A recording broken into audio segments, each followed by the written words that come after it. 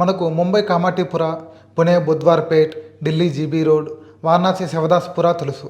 చీకోటి ప్రవీణ్, నిఖిల్ బండి, మోనిష్ గల్లా, కోల్కతా సోనాగాచి ముఠా సరస్వతి బెనర్జీ, పూజా మిస్త్రీ, ఆకాష్ చటర్జీ లాంటి సెక్స్ బ్రోకర్లు తెలుసు. కానీ సెక్స్ ట్రాఫికర్ జెఫ్రీ ఎప్స్టీన్ ఎవరు? సెక్స్ ట్రేడింగ్తో 55,000 కోట్లు ఎలా పుట్టించాడు? డబ్బు, అధికారం, రాజకీయం కలిస్తే న్యాయము మొగబోతుందా? జెఫ్రీ ఎప్స్టీన్కి అంత వికారపు సంపద ఎలా వచ్చింది? బ్రిటన్ రాజుకు ఉన్న సంబంధం ఏంటి? అమెరికా మాజీ అధ్యక్షుడు బిల్ క్లింటన్తో లింక్ ఏంటి?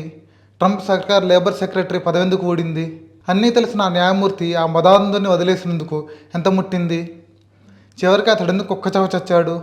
ఇలాంటి సవాలక్ష ప్రశ్నలకు సమాధానమే Jeffrey Epstein filthy rich documentary series.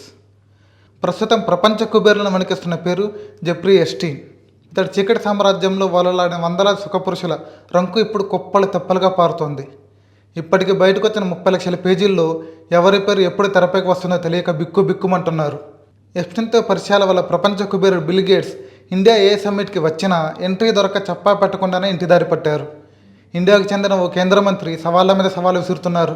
సరిగ్గా ఇటువంటి దశలో నెట్ఫ్లిక్స్ ఇండియన్ సెక్షన్లో Jeffrey Epstein filthy rich documentary సంచలనం రేపుతోంది.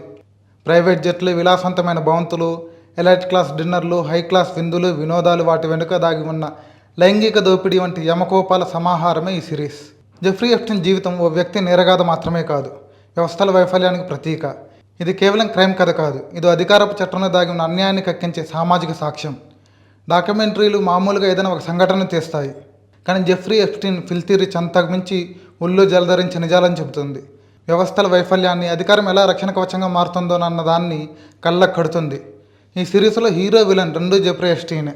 యూదు మూలాలున్న వ్యక్తి, చాలా సాదాసీదా కుటుంబం, తండ్రిది చిన్న వ్యాపారం, తల్లి ఓ స్కూల్ టీచర్, అతనికి అన్న. జెఫ్రీ మంచి మాటకారి, అవతల వాళ్ళని బురిడి కొట్టించడంలో దిట్ట.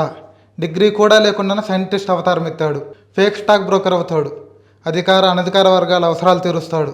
ఒక్క మాటలో చెప్పాలంటే సుఖవాదానికి తన నగ్నావతారం. 2 ప్రైవేట్ విమానాలు, విలాసాలకు సకల సౌకర్యాలున్న 2 ద్వీపాలు, ఫ్లోరిడా తీరంలో మరెవరికీ లేనట్టుండే రాజసౌదాలు, చీమ చిటుక్కుమన్న పసిగట్టే గూఢచారులు, గోడల్లోనే బిగించిన నిఘానేత్రాలు, ఇలాంటివి ఒకటేమిటి అతనికి లేనిది లేదంటే నమ్మండి. కానీ తణుకు బెనుకుల మెరుపు ప్రపంచం వెనుక ఉన్నది మైనర్ బాలికల మాంసపు ముద్దలు, వందలాది మంది అభంశుభం తెలియని ఆడపిల్లల శరీరాలు. ఈ డాక్యుమెంటరీలో అత్యంత ప్రభావవంతమైంది బాధితుల ప్రత్యక్ష వాంగ్మూలాలు. ముఖ్యంగా వర్జీనియా జిఫ్రీ వంటి మహిళలు తమ అనుభవాలను నిస్సంకోచంగా పంచుకోవడం ఈ సిరీస్ నైతిక బలం.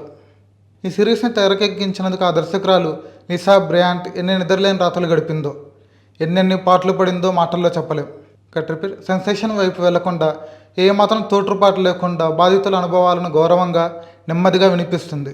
కెమెరాను బాధితుల ముఖాలపై ఎక్కువసేపు నిలిపి మింగుడు పడని ఓ నిజానికి ఎదురుగా ప్రేక్షకులు నిలబెడుతుంది.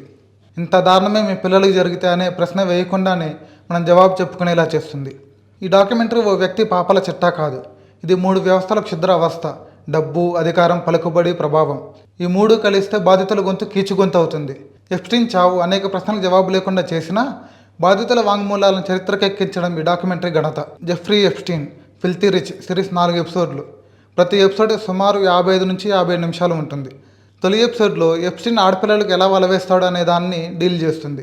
1956 నుంచి మొదలవుతుంది. తన గర్ల్ఫ్రెండ్తో కలిసి ఎప్స్టీన్ మైనర్ బాలికలను ఎలా టార్గెట్ చేశాడు అనేది ఇందులో క్షుణ్ణంగా ఉంటుంది. మనకు తెలిసిన పిరమిడ్ యోగం ధ్యానానికి సంబంధించింది. ఎప్స్టీన్ పిరమిడ్ స్కీమ్ మాత్రం గొలుసుకట్టు రిక్రూట్మెంట్. ఒకరు ఇంకొకరిని తీసుకురావాలి, వాళ్ళు ఇంకొందరిని తీసుకురావాలి. అలా మన దేశంలోని చైన్ మార్కెటింగ్ మాదిరి బాధితులను ఒకరికొకరు రిక్రూట్ చేయడం ఇతని వ్యవస్థ. ఎప్స్టీన్ కబంధ హస్తాల నుంచి బయటపడిన వారి ఇంటర్వ్యూలతో మొదలవుతుంది ఈ సిరీస్. ఎలా వంచనకు గురయ్యారో, ఎలా బయటపడ్డారో డీల్ చేస్తుంది ఈ డాక్యుమెంటరీ.